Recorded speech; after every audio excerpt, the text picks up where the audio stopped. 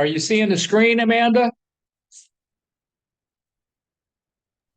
Yeah, where it just says general class course. Okay, Yep. because I had to restart it again. I'm not sure why Oh, it's doing weird. that, but did it change? It did. Yep. Okay, I guess we're good. Good. Okay, so operating procedures. We're going to talk about phone operating procedures, upper sideband, lower sideband conventions, how to break into a contact, how to set up your transmitter for voice, how to answer a DX station, um, operating effectively, band plans, drills and emergencies, operation associated with RACES, CW operating procedures, procedural signals, Q signals, uh,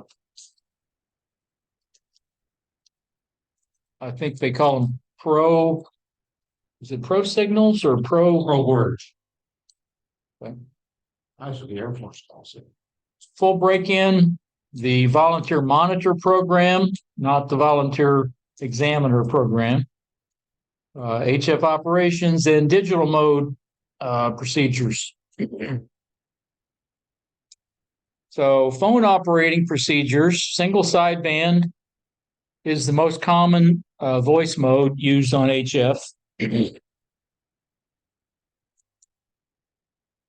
I guess some people could use FM, might be a little AM, but majority of it is single sideband, where you only transmit one sideband and no carrier. I don't want to take and use CW on it. The reason you do that, it takes less bandwidth, so you wind up with a better signal noise ratio, which helps receiving signals at lower signal levels. And you get more power efficiency because you're putting all your power into one sideband, and as opposed to the opposite sideband and the carrier. So which mode of voice communication is most commonly used on the HF amateur bands? Single sideband. Old single sideband. Which of the following is true of single sideband? No. Hey.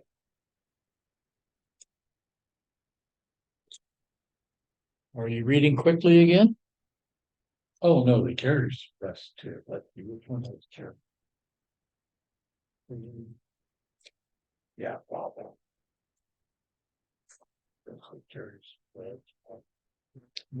Bravo, right. Only one sideband transmitted. Which of the following is an advantage when using single sideband as compared to other analog voice modes on the HF amateur bands?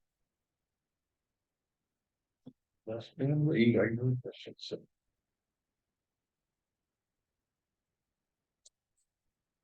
Phone operating procedures. Okay, you can use either upper sideband or lower sideband. There's a kind of historical convention where for bands above 10 megahertz, you normally use upper sideband, and below 10 megahertz, you use lower sideband.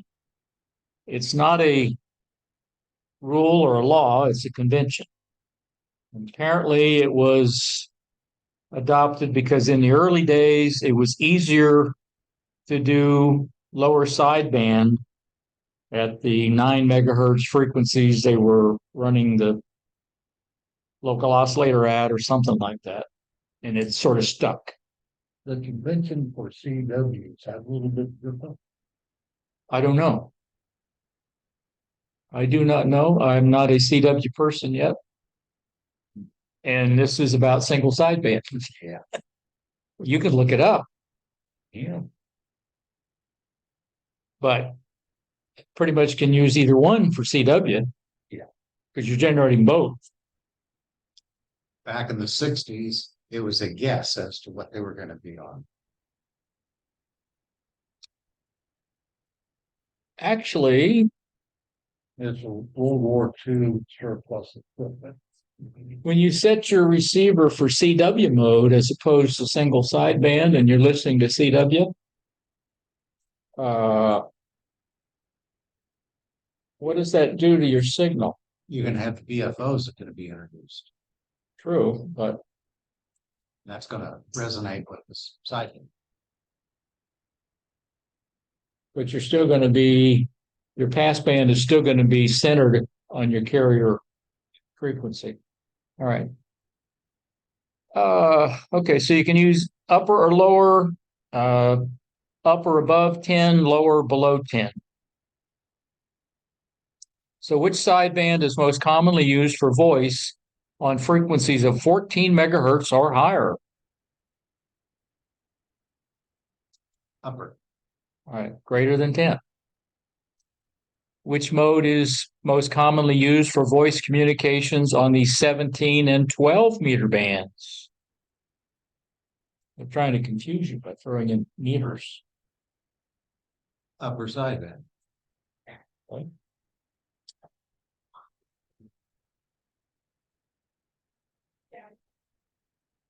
Which of the following is most commonly used for single sideband voice in the VHF and UHF bands?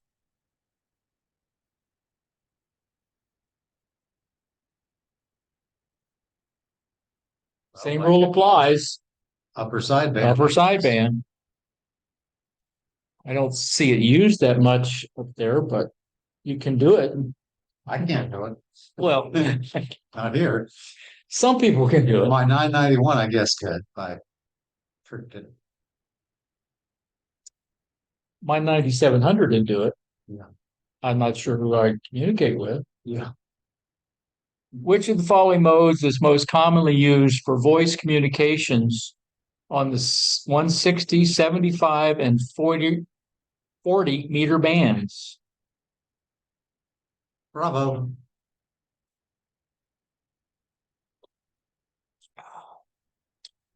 Why do most amateur stations use lower sideband on the 160, 75, and 40 meter bands?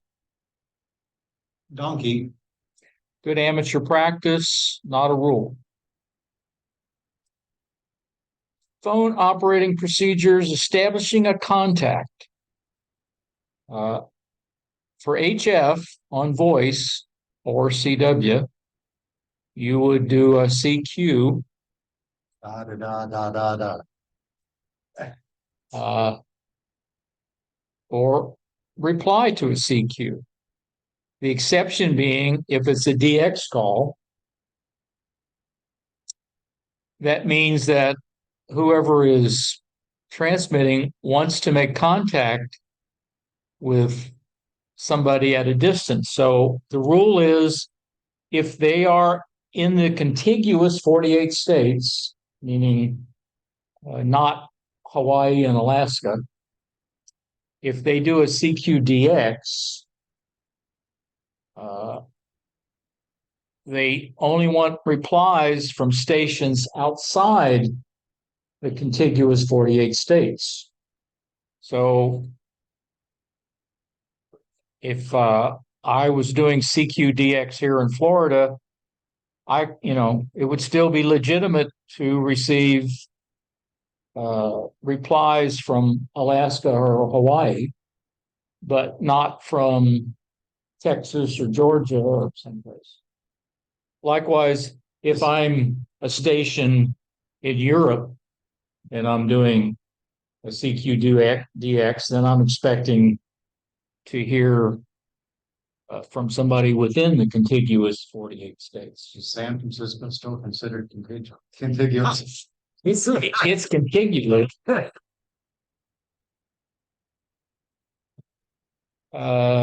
That's spelled wrong, isn't it? Contiguous. Both of those need to fix that. To do a break-in, you should listen for a lull in the conversation. And if you don't hear anything, where the two sides in a conversation are not talking, you just say your call sign. Unless it's 80 words. What's different about 80? They're very clannish. Well, I understand that, but that's And they will ignore you if you do that. So you just sort of drop something into their conversation that they're talking about. okay. Like- Get them interested. Yeah, Okay. Throw a little bait out there. I don't think so. And breaker 19 is not so good. Yeah. Okay. ALC level, which we talked about before, and it's a function of your transmit audio, which you may have a control for, and your microphone gain. So you want to make sure that that ALC level is down at a low enough level that it's not causing any kind of distortions or basically overdriving your transmitter. So before you make a contact, you want to make sure that you've set your microphone gain down, that it's high enough that you'll still get decent output power where you're not going to lose power, but you don't want to overmodulate. So what control is typically adjusted for proper ALC setting on an amateur single sideband transceiver? Transmit audio. Bravo. You can also operate in what's called Vox mode as opposed to push to talk. The advantage of Vox or voice operated control is that it's hands-free. So you can still have two hands to twiddle knobs on your transceiver or to write down information in your log, copy somebody's call sign, log the time, things like that. Where if you're doing push to talk, you've only got one hand left to do that. Which of the following statements is true of voice or Vox operation versus push to talk operation? Bravo. Yeah. Hands free. Does that make it legal in Massachusetts?